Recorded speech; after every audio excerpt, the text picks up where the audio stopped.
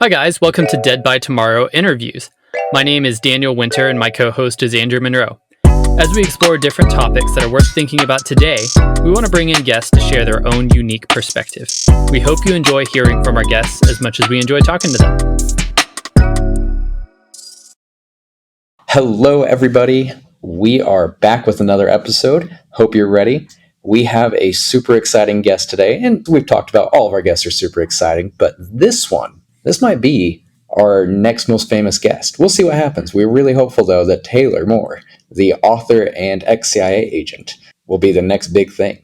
On today's episode, I'll give you a little bit of a bio on Taylor because he really is an interesting guy, and we're just going to read it off of his website and save you the time. So Taylor is a former CIA intelligence officer. He's a sixth-generation Texan who grew up on a farm and ranch northwest of Houston. He received a degree in journalism from Texas A&M University, followed by a master's in public policy from Pepperdine University, where he studied international relations and economics. After traveling extensively in Latin America and completing a graduate-level internship at the U.S. mission to the European Union, Taylor went to work for the CIA. He began his career in the Directorate of Analysis, which included a rotation in its 24-hour operations center, and then moved on to the Directorate of Operations, the agency's branch charged with collection of human intelligence and conducting covert action. Upon leaving the agency, Taylor became a consultant for the Department of Defense, utilizing his intelligence expertise to assist the military in theater security cooperation, force protection, and in counter-illicit trafficking.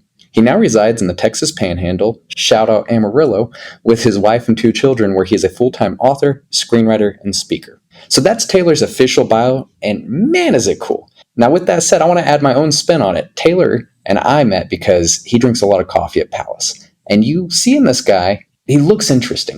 Taylor just has this look that he's definitely a cool cat. I'm really excited to get into this. Personally, I've been very excited to talk to Taylor about this, and I've tried to hold back for what's been going on 2 years now of seeing him working on his book and all this different stuff with it. Daniel, I'm sorry if I kick you out of this interview and just gush over Taylor on this one. I've been holding it in for a while. So, Taylor, welcome to Dead by Tomorrow. How's it going? How is your day? What have you been up to?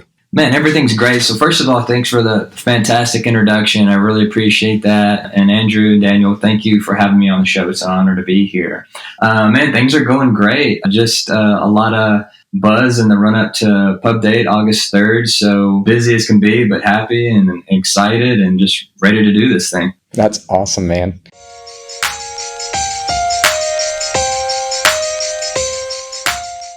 Okay, Taylor, we've got to get the exciting, really cool news out of the way first so everybody really knows why we brought you on, besides you being a really cool guy. Taylor has written a book called Downrange, and it is publishing August 3rd, which is going to be right around when this episode releases. So if you're hearing this episode, you need to go to Amazon, you need to go anywhere you find books, and go pick up a copy of Taylor Moore's book, Downrange. Now, that sounds like marketing and it sounds like an advertisement, but I got lucky enough to pick up a copy of Taylor's book from his publicist. I got an advanced reader copy, and I just finished it a few days ago, and it is great. It is kind of based in the Panhandle, and it's about this guy named Garrett Cole, who is a drug trafficking enforcement DEA guy. And I'm going to leave it there, and that's all I'm going to say on the plot. But it's great. It's totally worth a read, especially since a lot of our listeners are from that area. You totally got to check out this book. Taylor's done a lot of research. He's from the area. It's like living that life you always thought would happen when you were a kid. So Taylor, knowing that this book is finally done and you're finally about to release it in the world, are you nervous? I'm a little nervous. I think I'd be lying if I said I wasn't a little bit nervous about it. But, we've had quite a few advanced readers copies go out, and the feedback has been overwhelmingly very positive. So that makes me feel good. It makes my agent feel good and my editor too. So we're all pretty positive at this point. But yeah, you can't help but be a little nervous, because so much work goes into this endeavor. And you want people to like it, not just for the fact that I do this for a living, but when you write a book, and Andrew, because you're a writer, your whole heart, everything, your blood, sweat, tears goes into this work. And so it's not just a job. It is writing a book is who you are. And so, yeah, I'm nervous that people won't like it. but like I said, yeah, I think so far we've had positive feedback on what people are reading. And again, appreciate your kind words about the book. That means a lot to have a fellow writer enjoy it and to say such good things. So I appreciate that. But yeah, I'm a little bit nervous, but I'd say I'm more excited. I'm just ready to get it out there. And, I've been doing the promotion for the past few weeks to really, kind of get the word out there, and everything's positive. So I'm happy. I'm nervous and I'm happy. I get it. It really is a fun book. There shouldn't be anything you're actually nervous about. I think people are going to love it. I thought it was great. And I'm not even usually a thriller kind of guy, but it was a fun book. You really captured, to me, some more of the nitty and gritty that some people probably don't get right on thrillers. You got gun types. You've got kind of how the guns would work. You got kind of strategy and combatives in there that felt more real to life than maybe a traditional Tom Clancy novel or something else like that, where the author might be a little further away from the action and maybe watch too many action movies while he was writing. I think people are going to love it. It's definitely a fresh take on thrillers, and I've never read a thriller based in even Texas, so that's cool. Yeah. Let me sort of address something really quick, because I think it's important for people to know, particularly given the type of podcast that we're doing. Getting those action scenes took a lot of work, but not only that, they were pretty bad. Well, I don't want to say they were bad, but my agent, before we even submitted this thing, he really had me go back and rework the action scenes. They weren't that great when they started. Now I've got a lot of great feedback from people on those scenes, but it took a lot to get there. And so basically what he told me to do, he gave me several exercises to do. One of them was just basically, find some of the great writers and, military thriller writers and just kind of see what they were doing. So I would find these guys that I have the same agent and publisher and editor as Brad Taylor, who's former Delta Force. And who better to learn from than a guy like that who's been there, done that, bought the T-shirt, and so I really studied some of these guys that do it very well. So that was one thing. He gave me another exercise to do, and I thought this was interesting. And I still do this, even on book 2. I do it.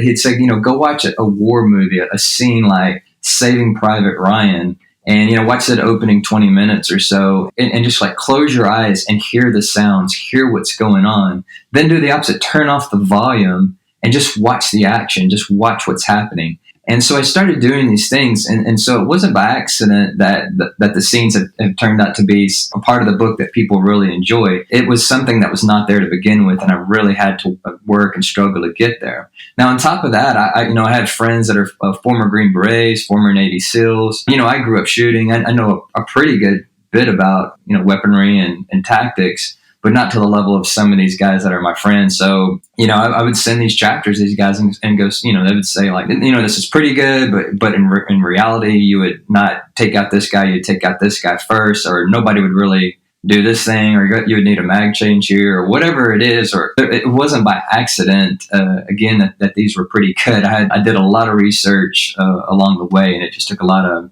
rewrites and to get those things just how I wanted them. So, but I'm glad you appreciated it. That's so awesome to hear. And I know that my mom, who is an English teacher, I'm sure she's going to be taking notes as she hears this episode, and will very likely be having her class go through and do some of those same exercises. I mean, probably can't get away with having the class watch Saving Private Ryan. It's a middle school.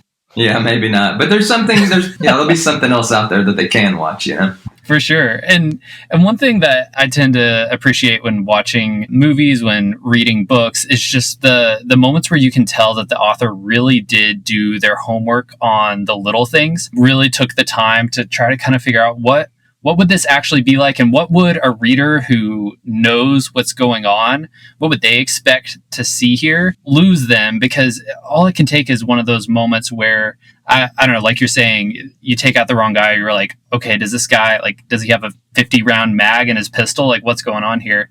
All it takes is one of those moments to kind of break that reality, and you can kind of lose that reader at the least, and they're kind of not paying attention. But then even a reader that doesn't know what's going on, you can just feel it. You can feel it when this is something that there's been that care put into. There's been all those small little details that have been cared for. I think that's great. I definitely applaud all of the effort that you put in there and your willingness to accept that feedback.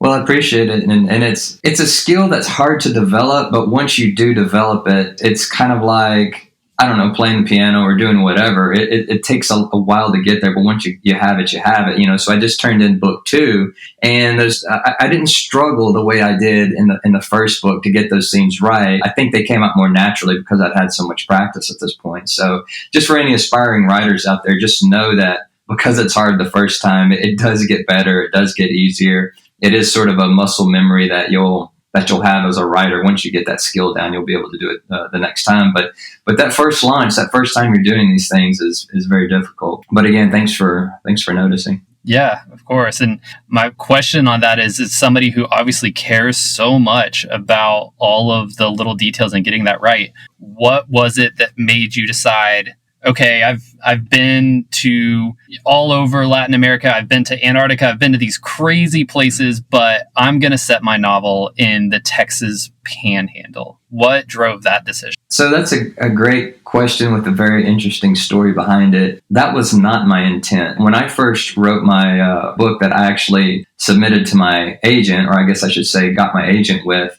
it was more of a traditional CIA. The protagonist was a CIA officer, intelligence officer. The whole book took place in South Asia. It was kind of more of, I guess you would call like your Vince Flynn, Brad Thor type thriller novel. So it was very different from what your readers are going to see when this comes out on August 3rd. And this was my agent's idea. I have an agent, John Talbot, who's just a phenomenal guy. He's a phenomenal editor. He's a phenomenal agent. And it was really his idea to maybe kind of change the setting and use a different protagonist. That Garrett Cole character was a side character in the first novel, and he just gravitated toward Garrett. And honestly, I kind of did too. And other people, I had some early beta readers that really liked him. He was different from what's out there. He was likable. And so really it was my agent that kind of suggested, well, why don't we use this guy? Why don't we bring him back here and try a story here? Now, any writers out there who've gone to the trouble of writing a book and rewriting it several times only to have your agent tell you, let's just throw this in the trash and start something. Well, we'll realize that wasn't an easy decision. It wasn't an easy call, but it was the right thing to do. It was 100% the right thing to do. So again, as this podcast on the sort of subject matter that you focus on, the things that get you to where you want to be, you have to, I'm not saying always take every bit of advice, but if you have someone that you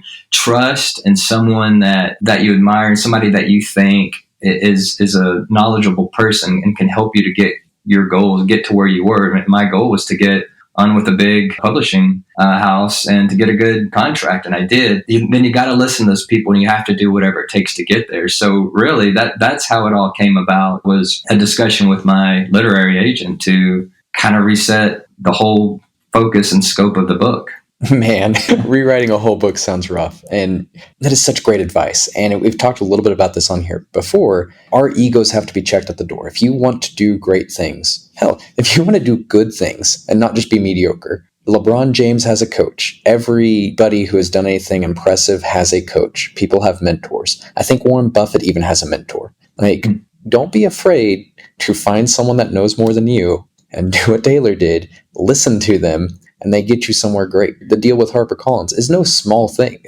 Many people, including Daniel and I, to have that opportunity to work with somebody like your editor and agent. That is a great resource, and you shouldn't throw that opportunity away because of ego. So people listening, we've hit it on before. That is awesome. Oh, I was just going to add to that too, because exactly what you just said, and it goes beyond book writing. I mean, you could pretty much in any profession or anything that you want to do and be at the top of your game, you have to have those mentors, you have to have those coaches, and absolutely check your ego at the door, because it will do nothing but hinder that progress. No, just absolutely, you hit the nail on the head. Everybody has a coach, and I have multiple, I have my agent, I have my editor, but I also have local writing mentors that have helped me along the way. So I'm a big believer in the idea of mentoring. I think it's wonderful. I think it's great. I wish there were more people out there willing to do it, but absolutely, if you're out there, no matter what, it might not be in writing, it might be something else, but find someone that you admire, that you want to be like, that you want to get to that level, and seek out that person and ask for help. Don't never be too proud or too scared or whatever it is.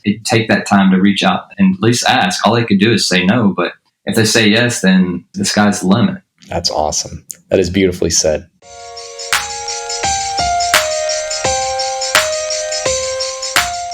So you worked for the CIA, and We probably won't go into too much of that because, one, the mystery of just the guy who worked at the CIA is a pretty cool topic, and we just want people to leave it up to their imagination and all that kind of jazz. But I do have a fairly soft spot for guns, and your book really covered a lot of guns and a lot of different stuff there, and it showed that you had a wide range of probably research experience with and all that kind of jazz. So, if I'm not overstepping, do you have a favorite firearm or two, and what is it and why?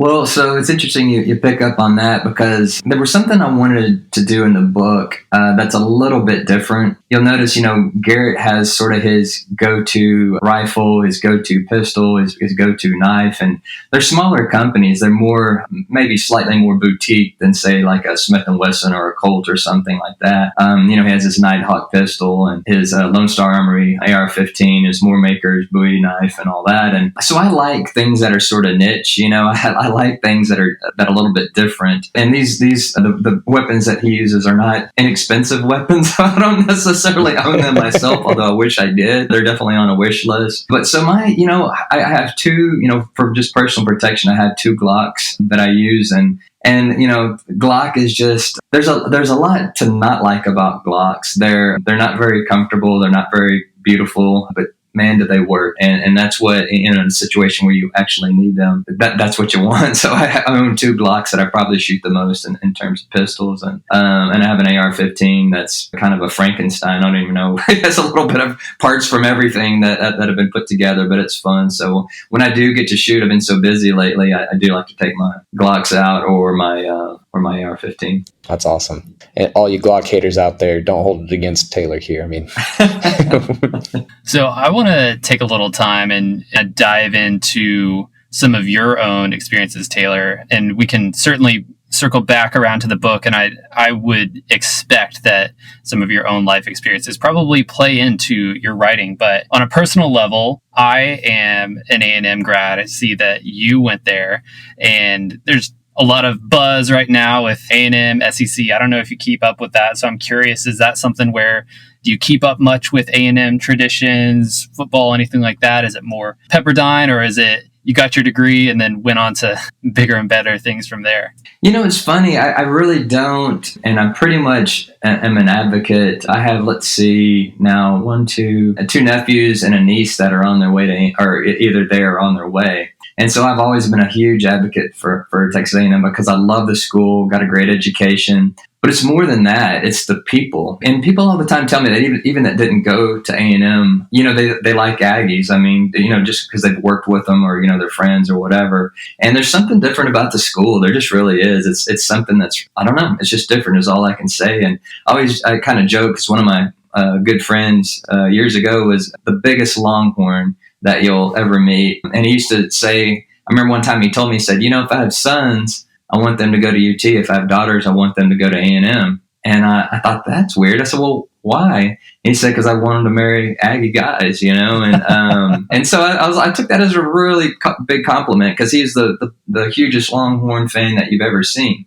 So now I'm a big fan of A&M, but I'll be honest, I don't really keep up with sports that much. When I did kind of, after I got out, it was something that, we'd still go to the games or watch them. And then after a while, of course, I've lived in all these different places over time, and I just sort of got out of the habit. And then once we started having kids, so I have a 9 and a 7. So like for essentially a decade, my whole life is revolved around kids, so they don't give you time, they don't give you that 3 hours you need to sit there and watch a game. So I've kind of gotten out of it, but yeah, I recognize, I guess I heard that UT and OU were going to join the SEC, and that's a big deal now, but other than just sort of people telling me about it, I really don't keep up with it. But I get back a lot. My parents live in College Station, and so I get back there a pretty good bit. So it's just amazing to see how much the school has grown and everything that's going on. And I always say, thank God I got in when I did, because I don't think I could get into it now. It just gets harder and harder. It's so different. It's just totally different. So, but anyhow, no, definitely love A&M, and I love the experience that I had there.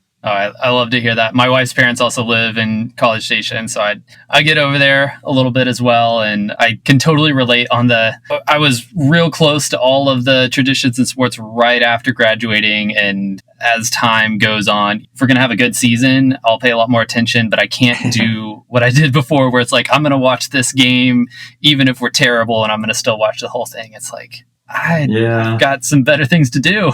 Yeah, it kind of, all that kind of changes over time. And again, I don't know if you have kids or anything yet, but once that happens, they're just other things pop up and just sort of take over. So that's kind of what's happened to me. Yeah, no doubt.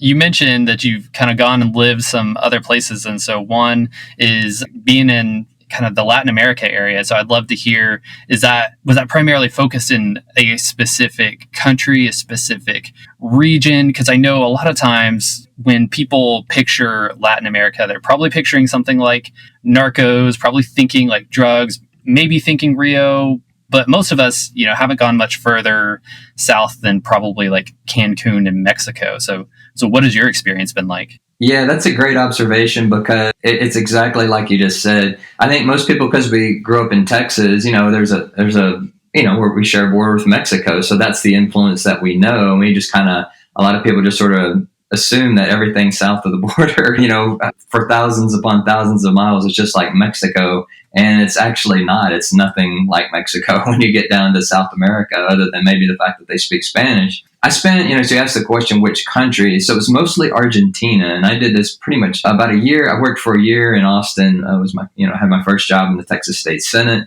And then I ended up moving to Argentina because I wanted to improve my Spanish. I'd taken a bit while I was in college and did a study abroad in Mexico. But my mom had grown up in South America because her dad was in the oil business. And so anyhow, I wanted to go to Argentina because I always heard these wonderful things. Now, the funny thing about Argentina, when you get down there, their Spanish is nothing like what you might speak in Mexico. I mean, absolutely nothing, to the point to when I got off the plane and people started talking to me, I literally laughed at one point when somebody said something because I had no idea what they were saying. And then, of course, I was down there for about 6 months and, mostly in Argentina, but I backpacked around to Chile or where my kind of southern part of Brazil, Peru, just kind of all over. And that was when I did the Antarctic, I think. So I had this sort of hodgepodge of Spanish by the time I'd made it across there because they were all very different. But yeah, I ended up with more of probably an Argentine sort of accent and used some of their crazy words because there's a heavy Italian influence in Argentina. And so they would throw in a lot of these words that were really Italian. And so, yeah, it was a kind of a wild experience, but that's mostly where I spent my time. But I went a little bit all over. And I think I was in Peru, Bolivia. I was going to go up to Ecuador, and I think there might have been a coup or something. So I turned around and just backpacked down the other way. I was like, maybe next time, probably not a good idea. So there just were as they do. Yeah. It was kind of I remember one night I was by myself a lot of that, just backpacking. And I remember being in Bolivia. And I remember hearing all this like crazy stuff going on, and I thought it was like fireworks, and I could hear people yelling. And I was sitting in my little like crummy hotel room, and I was like, man, maybe I should go like check it out. Maybe it's like, because I thought it was like a party. No, it was like a riot, and people were shooting, and all this stuff was going on, and I could hear like cheering. I thought it was cheering, but I guess people were just yelling. So it was a good thing I didn't venture down there. But yeah, there were some pretty wild experiences while I was there. Barring Ecuador, since you haven't been there because they had a coup, you spent a lot of time in Argentina. Is that the place that you would say to a listener who's wanting to go check out somewhere in South America? Would you say Argentina is a great place to go? Or would you say, hey, yeah, maybe go, but like make sure you're bringing a couple of those Glocks like you mentioned? Yeah, so it's been years since I've been to Argentina. Let me just say, it depends on what kind of experience you want, because Argentina is a lot like Europe. I mean, if you go down there, if somebody, plopped you into Argentina, but, said you were in Italy or something, you'd be like, okay, yeah, or, Spain. I mean, it's a lot like Europe, but I absolutely loved it. And the food, I mean, it's not, and there's a lot of beef down there because they have these big cattle ranches. And there's the food is more Italian food. It's a lot of pasta and things like that. So it just depends on what kind of experience you're looking for. But I absolutely loved Argentina. And it was a place I could live. I could still live there. And there's the kind of northern region that I spent a good bit of time there on a tobacco plantation, cattle ranch. It reminded me a lot of Texas. It reminded me of where I grew up. And the people were just kind of more rural, and the people were just sort of friendly and nice, and it was a slower pace. But every place has something good about it, So it was, again, like I said, it was kind of like, as an American, you're not going to really miss a beat that much going to Argentina. maybe even Chile. I saw like more of Chile than probably 99% of the Chileans, because I started at the very bottom, took a cattle boat through those islands. If you look at a map of Chile, it's all islands at the bottom. And I took this cattle boat for like 3 days to get to sort of the middle part of Chile, and ended up spending the millennium there and at an active volcano in Pucón. And that was just the wildest, most fun experience I've ever had. And went up to the Atacama Desert, which I guess supposedly is the driest desert in the world, and went all through there. And then I had some Indian guides that took me over the Andes into Bolivia, and then just kind of made my way around Bolivia, went through Peru, did the Inca Trail, so hiked the Inca Trail with a guide up to Machu Picchu, and then came back down, went back through Bolivia again, and kind of got tricked onto this bus that was supposed to be a direct trip back to Argentina. 3 days later, I'm winding around through the jungles of Bolivia with really like Indians. I mean, it was just the craziest thing, and gotten tricked on this bus. So it wasn't a great experience. I really didn't sleep for probably 3 days, because I mean, you literally at some point, we were having to get out and push the bus through the mud, that was stuck in the jungle. And it was just, I kind of knew that I'd been taken advantage of because, for whatever reason, anyhow. And then kind of got caught up at the border there. And that was a wild scene, because I didn't realize this at the time, but it was a pretty major cocaine trafficking route into Argentina. So the Argentine military stopped us at the border and held us up for a while, then pulled us over again. And I mean, it was the middle of the night, and they took me to this back room and kind of interrogated me a little bit. And I mean, believe it or not, this is all before my CIA experience. So I guess I had a little bit of preemptive training or whatever, but it was fun. So as you're asking, like, where should people go? People are probably like, I never want to go there after hearing these stories, but you don't have to do the backpacking thing. Like, I would just stick to the, main path and you'll be fine. I just didn't do that.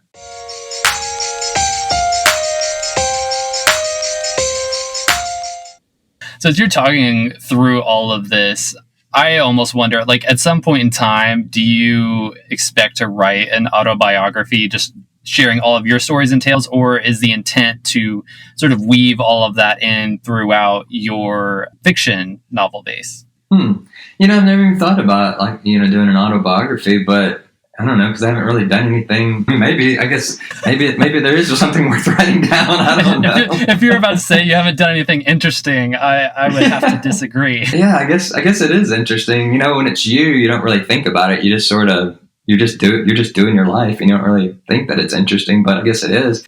Yeah, I don't know. For me, it's more weaving them into the stories, because everybody, when you're a writer, every character is someone, or, as I say, every one of my characters are about 5 different people. And, but yeah, at this point, it's more just weaving those people into the stories. And yeah, so that those influences, they just make you who you are. And as a storyteller, naturally, the people I met along the way, I couldn't create better characters for my books than the ones that I actually met in real life. I mean, just bonkers, You have some pretty interesting characters, so I'm glad you're living the life to the fullest from the sound of it, because that's how I don't know where I saw this, but somebody somewhere was like, hey, if you're not living a full life, you basically have no business writing.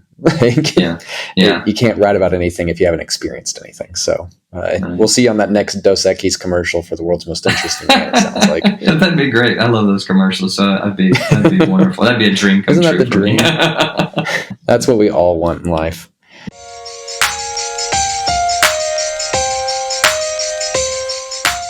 Let me jump again back to the book a little bit. So, like I said, I just finished reading up the arc pretty recently, and I don't want to give too much away, but was there a scene in there or a particular section, or maybe a part that you wrote that didn't make it into the book that was your favorite? Did you have a favorite part of the book writing or scene that you wrote or anything like that? Yeah, so, it's funny. So I'll give you a couple of examples, because those are both really good questions. And, the part of the story I didn't tell you, when my agent wanted me to rewrite the book, I always joke around. I usually tell this joke along with that story. I said, my agent was nice enough to I flung myself onto the floor and started wailing, and kicking and screaming. And then he waited around till I got back, pulled myself together, and I said, okay, well, let's do this thing. And so, obviously that wasn't an easy thing to do, but I probably woke up the next morning, I think at like 3 a.m, unable to really sleep, thinking, can I really do this? Can I really write? Because it's not just rewrite a book, it's rewriting a series. I mean, the whole series would be based on this. So as a writer, you're thinking that through, like, how am I going to build out this series and make it hopefully long lasting? So I got up at 3, and so I sat down and said, can I do this? And the scene that I wrote, and I won't try to give too much away, but it's probably the first chapter that I ever wrote in the book, and it's probably my favorite. And it was the one where Garrett comes home for the first time and meets and sees his dad again. And you may remember it, he goes into the house and has this conversation with his dad and all that. And when I wrote that chapter, it was the easiest chapter I've ever written. And that's when I knew I was onto something. Like, yeah, this works. And somehow this dynamic works. And there was no fight in getting the words down. And my fingers couldn't type as fast as I wanted to go to get that, that storyline and that dialogue out. And so that's probably one of my favorites, because it was the first, and it sort of set the dynamic and the tone for the series. You ask about the chapters that have been deleted. There's some really good ones that I think were deleted, and I know why. But one of my favorite ones was a comical scene where one of the bad guys goes to buy drugs at a truck stop. Like, it's just a funny thing because we've all been, on the I-40. We stopped at one of these I-40 truck stops, and it's one of those. It's the middle of the night. And you always see these weird, 18-wheelers, back in the back, and you're like, man, what's going on there? And so it's this guy, Ray Smitty, the guy that weaving his way through, and it's just a funny exchange that happens. But that one didn't make it in, and I had at one point a torture scene that I guess was too over the top, and they killed that. But it was a really fun, cool scene. What was written in, and it didn't make the cut. So yeah, there were 2 chapters I really liked, but again, I understand why they took them out. But they were fun to write, and maybe after this, I might have to go reread them again because I enjoyed them. Just saving that torture scene for book 2. It'll make it, I bet. Book 2's already in, so it didn't make it in, but maybe book 3, maybe 12. How far are you going? Yeah, something.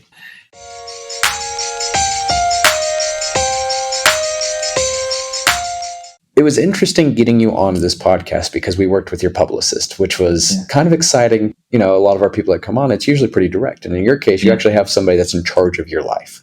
Yeah. So what has it been like going the traditional published route, and was it difficult? Was it as difficult as everybody says it is? Has it been as rewarding as everybody expects it to be? What does the career trajectory feel like of being a writer on a traditional publishing route? We've talked about writing, and I'm sure you've done plenty of episodes elsewhere with other people about the writing experience, but on a career experience is what I'm looking for. What is it like having shifted from the CIA of all places to what is a hopeful writer with staying at home kind of thing to actually being a career? You have a career now, at least for a little bit. It might not be forever, but you have officially the career as a writer now. What is that like? It's really strange, to be honest with you. And yeah, you mentioned the publicist, and even these words like agent and publicist, they sound like something that you would see on TV, right? You would watch someone who has an agent and a publicist. And I never thought I would be one of those people who have that. And you almost feel kind of weird or pretentious or something even saying it. But it's just the reality of being with, a Harper Collins or, a big publisher. That's how it works. I will say this, and this isn't one of those things that people just say. My wife and my kids could back this up. I have never in my entire life worked this hard, worked this many hours, worked nearly constantly all the time, 7 days a week, sometimes getting up at 3, 4 in the morning to get things done. So when I turned in book 2, which I worked 7 days a week on to make my deadline, and you've seen me at the palace, pulling out my hair, all day long, every day, 7 days a week. And only to turn in that second book to then dig out of all the marketing and publicity and all the things that go along with selling the book. This last week, I think I was working every morning from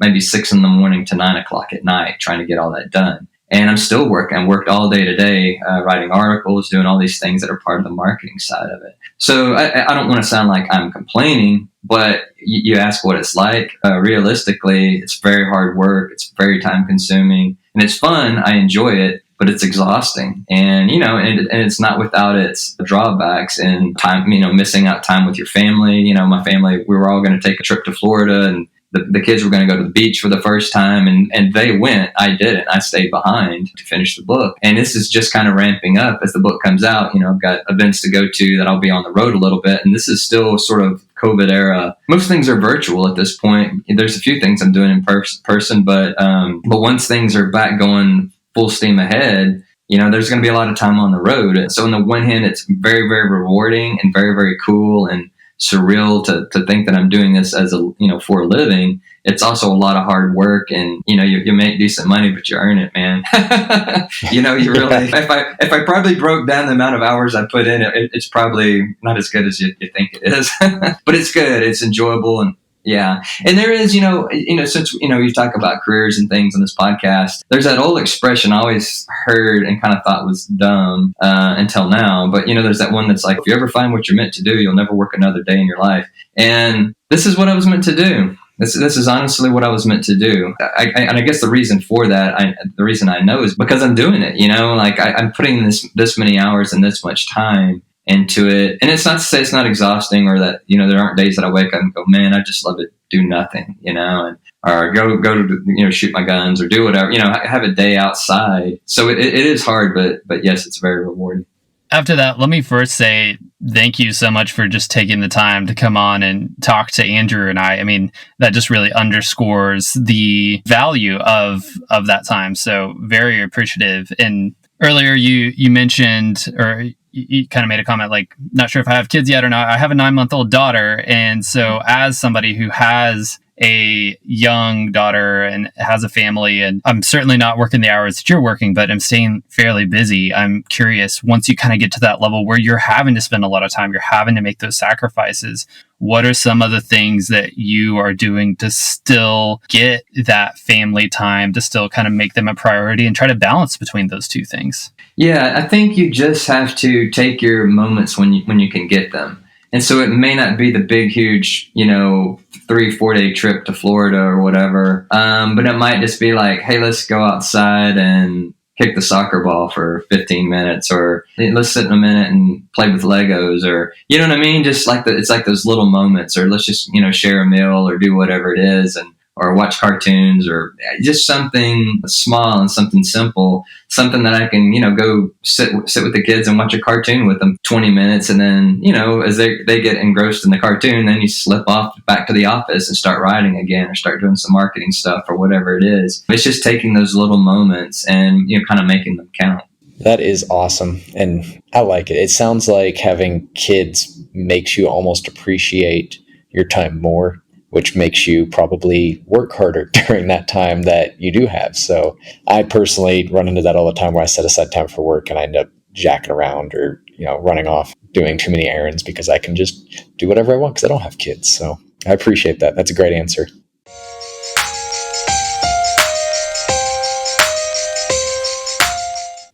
Taylor, I know we've gotten some really good stories out of you already. So for everybody that loves that part of this episode, then we have more for you. This is the official story time question.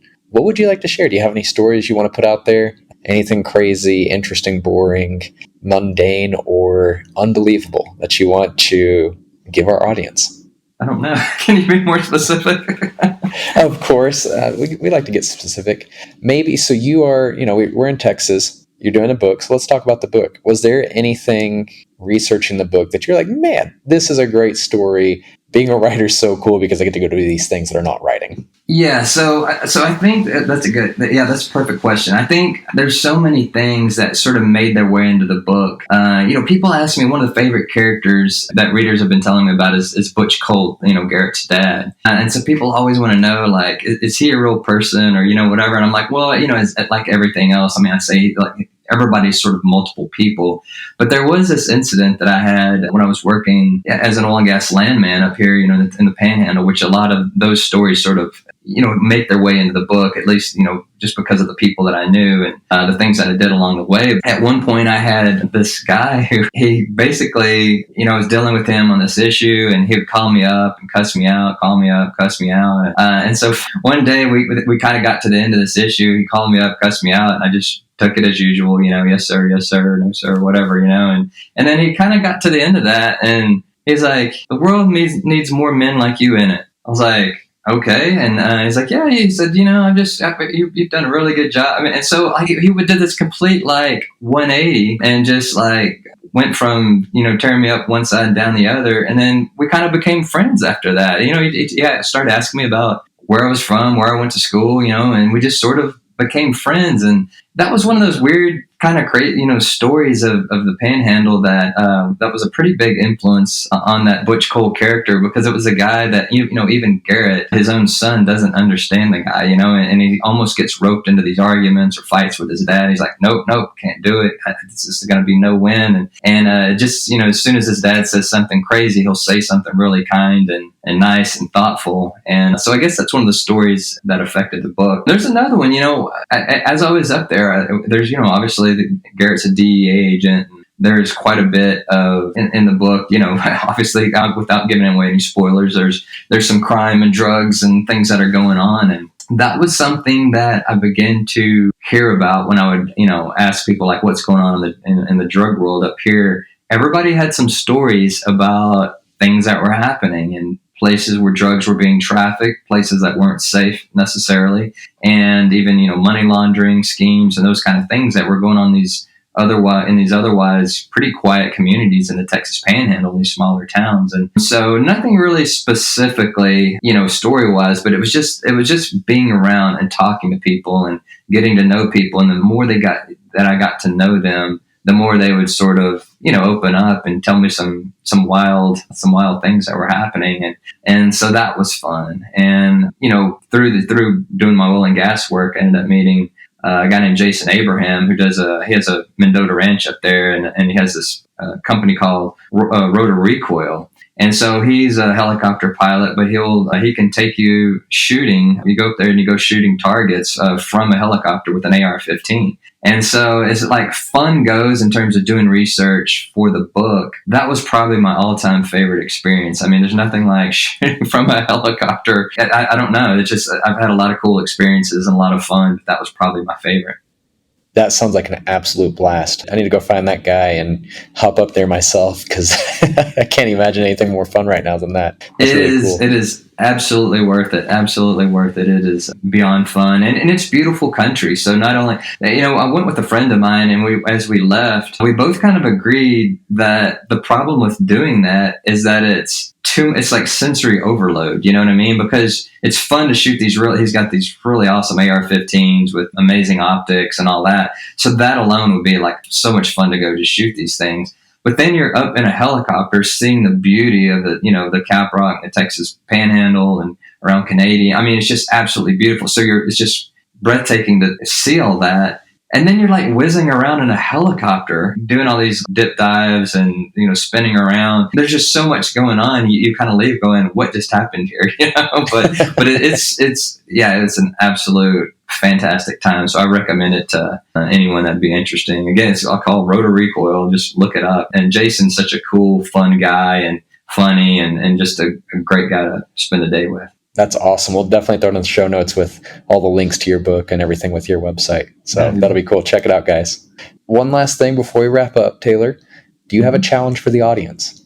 So I was asked this question before in an interview, and I thought it was a really good one, and it was specifically for writers. So, but it doesn't have to apply for writers. It could apply in a variety of different things. People ask for any advice for somebody who wanted to be a professional writer, and I said, start and finish a book. So, and what I mean by that is, a lot of people, I've written several at this point, many that, there's only one that's coming out that be published at this point. A lot of them are just sitting on my computer. But when I told people that I finished a book, I can't remember how many writers would say, like, man, that's an accomplishment. A lot of people start a book, but never finish it. And that's really the heart of writing a book, right? I mean, anybody can just create all these problems. The hard part is like bringing it all together in a meaningful way that gives the reader satisfaction, that is clever. Like if you're writing a series, that leaves you open for the next book. That's really the hard part. So I would say to people, if you want to just write because it's what you enjoy and it's fun, then, start 1 million books. But if you really think you want to do this for a living, or not even to do it for a living, if you really think, man, I just want to self-publish a book or whatever, make that a goal that you will not only start the book, but you're going to finish it. And again, that sounds very simple, but it's something that not a lot of people do. And Andrew, because you've written books, there's something to that. There's a real satisfaction to not just starting a project, but actually finishing it. And so I guess for people that aren't writers, you could apply this to other endeavors in life. But if you're going to do something, start it and finish it. Even if you never want to do it again, just make sure you've done it that one time. And I guess that would be a challenge. I would just challenge people, whatever you have, what's on your plate. If you said, I always want to run a marathon, don't just say I'm going to go run a few times. I mean, start and finish one thing and just so you can check that box. There's something about checking that box that's really good. So that'd be my challenge. That is beautifully said. And I wholeheartedly support that kind of challenge, because I do think that is something that we lack as a society. We lack follow through on that kind of thing. And I think it'd be really great for people if they start doing that kind of follow through on stuff that they plan on doing, especially starting and finishing a book, whether or not you want to be a writer. That's great. That is so good. Taylor, thank you so much for coming on. Daniel and I truly appreciate your time. I know you are far more involved in your day-to-day life than a lot of people, especially right now. So thank you so much for the opportunity, getting to talk to you. For everybody listening, please go check out this book. It really is great. It's really cool having a local author do something so big and so interesting. You're going to love it. It's really fun, especially you guys from Amarillo, or the people who are curious about this Amarillo that Daniel and I are always talking about. It's definitely worth checking out. To everybody listening, thank you. We look forward to connecting with you soon. And Taylor, thank you again. We really appreciate it. Hey guys, thank you for having me on. Seriously, this is an honor to be on and talk with you guys, and a lot of fun. So I know I'm busy, but I don't mind at all, because this is what I enjoy talking about. So this is fun for me. I appreciate it. Anytime, my man. Guys, y'all have a good one.